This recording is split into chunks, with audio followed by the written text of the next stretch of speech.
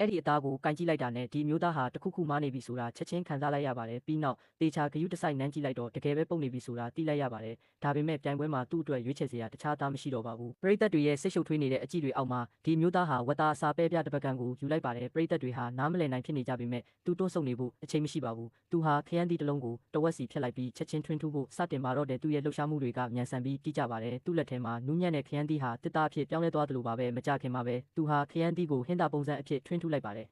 ဒိုင်လူကြီးတွေကသူ့ရဲ့ဓာတ်ကင်ကျွမ်းကျင်မှုအတွက်အမှတ်ပြပေးခဲ့ကြပေမဲ့သူဘာဆက်လုပ်ဖို့စီစဉ်နေလဲဆိုတာကိုနားမလည်နိုင်ဖြစ်နေခဲ့ကြပါတယ်။ဘာဖြစ်လို့လဲဆိုတော့ဒီဟင်းပွဲမှာဝက်သားပါဝင်ဖို့လိုအပ်နေလို့ပါတာပေမဲ့ဒီမျိုးသားဟာဝက်သားကိုထပ်မထိပဲနောက်ဆုံးမှာတော့ပဲပြားကိုနှုတ်ဆင်းလိုက်ပါတယ်။ပြီးနောက်ကြန့်ရှိတဲ့ခရမ်းသီးကိုစက်ကူလိုပါလွာတဲ့အချက်တွေဖြစ်အောင်လှိဖြတ်လိုက်ပြီးအဲ့ဒါတွေနဲ့ပဲပြားတွေကိုပတ်ကာစီပူထဲမှာထည့်ကျော်လိုက်ပါတဲ့အစီအစဉ်တင်ဆက်သူရေတွက်မှုပြီးဆုံးသွားချိန်မှာဒီမြသားဟာ sauce ကိုလောင်းထည့်ပြီးသူ့ရဲ့ဟင်းပွဲကိုအဆုံးသတ်လိုက်ပါတယ်ဟင်းပွဲကဘလောက်ပဲလှပနေပါစေဒိုင်လူကြီးတွေကမြည်စမ်းဖို့ညှင်းဆိုခဲ့ကြပါတယ်။ဒီအလှည့်ရဲ့ခေါင်းစဉ်ကဝက်သားပါဝင်ဖို့လိုအပ်တယ်လို့ပြောလိုက်တဲ့အခါဒီမျိုးသားဟာအမှန်တရားကိုပြောပြဖို့ကလွဲလို့တခြားရွေးချယ်စရာမရှိတော့ပါဘူးအဲ့ဒီခါကျမှဒိုင်လူကြီးတွေကစီစဉ်သူတွေပေးတဲ့ပါဝင်ပစ္စည်းတွေဟာပုံနေကြောင်းသိလိုက်ရပြီးအထူးကျွမ်းချက်အနေနဲ့ဒီဟင်းပွဲကိုစမ်းသပ်ကြည့်ဖို့သဘောတူခဲ့ပါတယ်သူတို့အံ့အားသင့်သွားတာကတော့ဒီဟင်းပွဲရဲ့အရသာဟာမယုံနိုင်တော့အောင်ကောင်းမွန်နေတာပါပဲအရန်ကောင်းလို့သူတို့စားတာကိုမရက်နိုင်ဖြစ်ခဲ့ကြပါတယ်ဒါပေမဲ့ဒီမျိုးသားဟာစောင်းဆိုင်ကန်းကိုပြန်ရောက်တဲ့အခါပြိုင်ပွဲဝင်အခြားသူတွေကသူ့ကိုလှောင်ပြောင်ခဲ့ကြပါတယ်သူ့ရဲ့ဟင်းပွဲကခေါင်းစဉ်နဲ့လုံးဝမဆိုင်ဘူးလို့ပြောပြီးသူအနိုင်ရဖို့အခွင့်အလန်းမရှိဘူးလို့ပြောခဲ့ကြပါတယ်ဒီမျိုးသားကတော့ပြန်မချေပါပဲစင်ပေါ်ကနေတိတ်ဆိတ်စွာထွက်ခွာသွားခဲ့ပါတယ်